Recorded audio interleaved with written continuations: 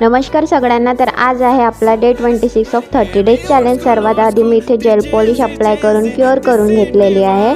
त्यानंतर मी घेतलेला आहे कार्विंग जेल आणि कार्विंग जेलच्या हेल्पने बॉल्स रेडी करून त्याला फ्लॉवरच्या शेपमध्ये प्लेस करून घेतलेला आहे।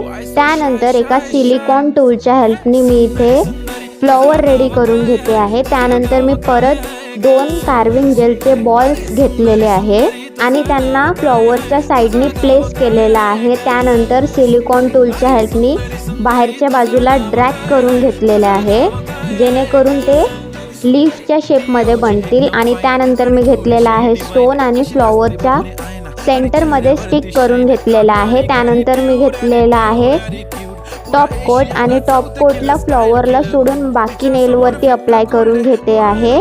आणि अप्लाय केल्यानंतरचा हा आहे आपला final look. Follow for more.